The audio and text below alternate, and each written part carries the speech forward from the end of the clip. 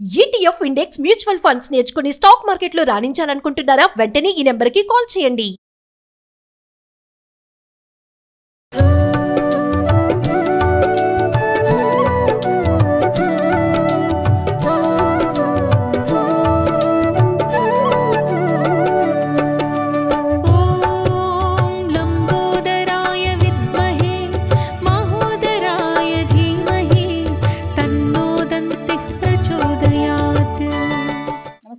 నమస్తే జయ. రమగారు, వినాయకుని జననం మనం చాలాసార్లు చెప్పుకున్నాం. మరొక్కసారి వినాయక చవితి సందర్భంగా ఇంకొకసారి ఆయన జననం ఎలా జరిగింది? ఒకప్పుడట దీనికి ఏదైనా అంటే కారణం ఉందా రమగారు? ఒక సన్నివేశం, ఆ సన్నివేశం ప్రకారం జరిగింది, లోక కళ్యాణార్థంగా పరిణమించింది అది. ఒకప్పుడు జయ విజయులు విష్ణు పార్షదులు వైకుంఠ ద్వారపాలకులైన వాళ్ళిద్దరూ పార్వతీదేవిని చూడబోయారట కైలాసానికి.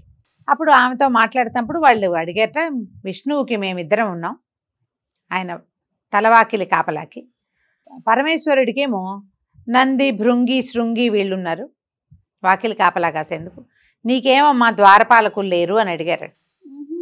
ఆమె ద్వారపాలకుల్ని ఏర్పరచుకోవాలనుకుంది, కానీ అది జరగల. ఆ తర్వాత కాలంలో ఇది జరిగిందనమాట. ఒకసారి ఎప్పుడో పరమేశ్వరుడు ఒక భక్తుడికి వరమిచ్చి అతని పొట్టలో చేరిపోయాడు. మనం మళ్ళీ గణపతి కథ చెప్పుకుంటాం కాబట్టి ఆ వివరాలంతా బాగా చెప్పటం లేదు నేను. అయితే ఏమైంది, ఈ ఫోటో వెళ్ళిపోయాడు, పరమేశ్వరుడు కైలాసంలో లేడు. ఆమె వేచి ఉండి ఉండి ఈయన ఎప్పటికీ రాలేదు, ఆయన ఎక్కడున్నాడు అనే ఒక ఆరాతీగా ఈయన ఈ భక్తుని యొక్క గర్భంలో ఉన్నాడు. దాంతో ఈవిడేం చేసింది, విష్ణు మహేశ్వరులు బ్రహ్మ విష్ణువు ఇద్దరికి కబురు చేసింది, ఆయన్ని తీసుకురండి అని. వాళ్ళు ప్రయత్నం చేసుకున్నారు, ప్రయత్నం చేశారు. పరమేశ్వరుడు ఇంటికి వస్తాడు. ఆయన బయటకు వచ్చేసాడని, గర్భంలో నుంచి గజాసురుడి గర్భంలో నుంచి బయటకు వచ్చాడని, ఆయన ఇంటికి వస్తున్నాడని కబురు వచ్చింది. ఆయన వచ్చే లోపల ఆవిడ కొన్ని రోజులుగా ఆయన కోసం వేచి ఉండి ఆవిడ శుభ్రంగా స్నానం అది చేయలేదని అనిపించింది. ఆయన రాక కోసం వేచి ఉండి ఆమె ఏం చేసిందట, తలంటి పోసుకుందాం అనుకుని తలంటికి నలుగు పిండి అవి సిద్ధం చేసుకుంది. ఉన్నారు చలికత్తలు వాళ్ళు వీళ్ళు. ఆ నలుగు పిండిని ఇలా నలుపుతుంటే అదొక చిన్న బంతిలాగా, ఆ బంతికి కొంచెం కాళ్ళు చేతులు పెట్టినట్టుగా కనపడింది ఆవిడ. ఇది చూసేసరికల్లా ఆవిడ భర్త వస్తున్నారు కదా, ఆయన ఆలోచనల్లో ఈ నలుగు పిండిని ఒక బొమ్మగా చేసింది. అదొక బాలక రూపంలో కనపడింది. ఈవిడికప్పుడు గుర్తొచ్చింది, మనకి ద్వారపాలకులు ఎవరు లేరు, భర్త వస్తే తెలియజేస్తారని బాలక రూపంలో ఏర్పడిన ఈ నలుగు పిండిని ప్రాణం పోసి ఒక బాలుడిగా చేసి వాకిట్లో నుంచోబెట్టింది. ద్వారపాలన చెయ్యి, ఎవరైనా వస్తే రానివద్దు, నేను స్నానం చేసి వస్తానని చెప్పింది. చిన్నపిల్లవాడి స్వరూపం. నలుగు పిండి అంటే పెద్దగా 6 అడుగుల మనిషి రారు కదా, చిన్న బాలక స్వరూపం. ఆ బాలుడిని బయట నుంచోబెట్టింది. ఆవిడ స్నానానికి వెళ్ళిపోయింది. ఆవిడ స్నానం చేసే లోపల పరమేశ్వరుడు లోపలికి వచ్చాడు. ఇప్పుడు ఇది కైలాసం లోపల అంటే అమ్మవారు ఉండేది ఏకాంతంగా ఉంటుంది, ఎంతో కొంత అంతఃపురం లాంటి ఏర్పాటు ఉంటుంది. కైలాసంలోకి పరమేశ్వరుడు ఆయన లోపలికి వచ్చేసాడు. అమ్మగారు ఎక్కడున్నారంటే, అమ్మ ఎక్కడుంది, లోపల ఆవిడ ఏకాంతంలో ఉంది. ఈయన వెళ్ళాడు లోపలికి. పరమేశ్వరుడు వెళ్తుంటే వాకిట్లో పిల్లవాడు నుంచున్నాడు. ఎవరొచ్చినా రానివద్దంది అమ్మ, నువ్వు లోపలికి వెళ్ళడానికి వీల్లేదన్నాడు. ఆయన 1-2 సార్లు నచ్చజెప్పబోయాడు. బాలుడికి ఏం తెలుసు, అమ్మే తెలుసు, నాన్నని అమ్మ పరిచయం చేయాలి. పోనీ రోజు చూస్తూ ఉంటే అలవాటు అవుతాడు. ఇంకా చూడలేదు, అబ్బాయి బయటకు వచ్చాడు, మనిషిగా అయ్యాడు, మా స్వరూపంలోకి వచ్చాడు, అప్పుడే ఈయన్ని చూశాడు. ఈ ఏకాంతంలో ఉండటం వల్ల ఇంకొక మనిషిని పిల్లవాడేమో చూడలేదు, రానివల్ల లోపలికి. ఆయనకి విసుకొచ్చింది, ఇంతకాలం అయింది ఆమె దర్శనం కావటం లేదని ఈ పిల్లవాడి మెడ దునిమి ఆయన లోపలికి వెళ్ళిపోయాడు. లోపలికి వెళ్ళి స్నానం చేసి అలంకారం చేసుకుంటోంది అమ్మవారు. ఆమెని దగ్గరికి వెళ్ళారు. ఇద్దరు కుశల ప్రశ్నలు వేసుకున్నారు. కాసేపు మాట్లాడుకున్నాక, వాకిట్లో ఎవరినో పెట్టావు, ఎవరో ఉన్నాడు ద్వారపాలకుడు, నన్ను లోపలికి రానియలేదు, వాడిని అక్కడ సరిచేసి వచ్చానన్నాడు. అప్పుడు ఆవిడ కంగారు పడింది, అయ్యో నేను బాలుని నుంచోబెట్టాను, నువ్వేం చేసావని ఆవిడ పరిగెత్తుకుంటూ బయటకు వచ్చింది. వస్తే ఏముంది, మెడ తెగిపడి ఉన్న బాలుడు కనపడ్డాడు. ఆమెకు పరమ దుఃఖం వచ్చింది. సంతానం లేదు నాకు, నేను ఒక బాలకుని చేసి ఇక్కడ పెట్టుకుంటే వాడిని ఇట్లా చేసావే, నువ్వు పిచుకు మీద బ్రహ్మాస్త్రంలాగా ఇంత పనిచేసావు, ఈ బాలుడు నాకు స్వరూపంతో కావాలని ఆవిడ దుఃఖించి, ఆమె వేదనని సహించలేక, తల లేదు, శరీరం ఉంది, ఇంకా ఈ పైగా ఏం చేశాడు ఆయన, ఈ తల ఎప్పుడైతే ఈ పరమేశ్వరుడి శూలం తగిలిందో ఆ తల భగ్నం అయిపోయింది. శిరస్సు అక్కడే ఉంటే అదే అంటించే పని. కొన్ని కథల్లో ఎట్లా చెప్తారంటే ఆయన 3వ కన్నుతోటి దాన్ని దగ్ధం చేశాడు శిరస్సునంట. అట్లా అలా కనపడదు కొన్ని చోట్ల.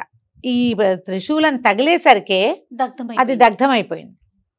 ఇంక ఇప్పుడు ఈయన ఏం చేశాడు, అప్పుడు ఉత్తర దిక్కుగా తల పెట్టుకుని పడుకుని ఉన్నటువంటి ప్రాణి ఏదైనా ఉంటే దాని తలను పట్టుకురండి వీడికి అతికిద్దామన్నారు. గజాసురుడిని ఇంతకుముందు గజాసురుడి సంహారం జరిగాకే కదా శివుడు బయటకు వచ్చాడు. ఈయన గజాసురుడి గర్భంలో ఉన్నాడు. నా శిరస్సుని త్రిలోక పూజ్యం చేయమని గజానాసురుడు అడిగాడని, అతని శిరస్సుని ఈయన తెచ్చాడని కూడా ఒక కథనం కనపడుతుంది. కానీ గజాసురుడు ఏనుగు ముఖం కలిగిన వాడు, పేరే అది అతనిది.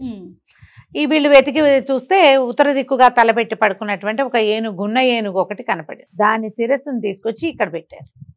ఆ శిరస్సుని దీనికి తగిలించాడు. ఫస్ట్ ప్లాస్టిక్ సర్జరీ చేసింది పరమేశ్వరుడే చూడండి.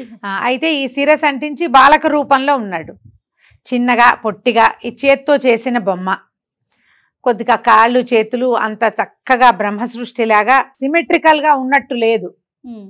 కొంచెం బొజ్జుంది స్వరూపానికి, కొంచెం పొట్టిగా ఉంది. దానికి తోడు ఈ శిరస్సును కూడా పెట్టారు. కానీ ఒక గుజ్జు రూపంలో ఉన్నాడు. అందుకని వినాయకుడిని కొండక గుజ్జు రూపమున అని చెప్తారు. మరుగుజ్జు రూపంలోనే, అదేమి పెద్ద భారీ శరీరము అది కాదు, భారీకాయుడు కాదు, చిన్న స్వరూపం. తర్వాత ఈ ప్రాణం పోసిన తర్వాత ఆయన ఎంతో తపస్సు చేసి అమ్మా నాన్నలైన పార్వతీ పరమేశ్వరులు ఇద్దరిని విశేషంగా సేవించి, నారాయణుణ్ణి విశేషంగా సేవించి ఈ విద్యలకి ఆది గురువు అయ్యాడు, మోక్షప్రదాత అయ్యాడు గణపతి. ఆయన పేరు మీద ఒక ప్రత్యేకమైన మతం కూడా ఏర్పాటైంది. మామూలుగా మనకి చెప్తారు కదా, వైష్ణవము, శైవము, శాక్తేయము, గాణాపత్యము, సౌరము, 5 రకాల మతాలు నడిచేవి భారతదేశంలో. గాణాపత్యం అనేది ప్రత్యేక మతం మనకి, గణపతి మతం. ఇప్పటికీ కూడా మహారాష్ట్రలో ఎక్కువ భాగం వీళ్ళు గణపతి మతాన్నే అనుసరిస్తారు. వాళ్ళు అన్నిటికీ బాప్పానే.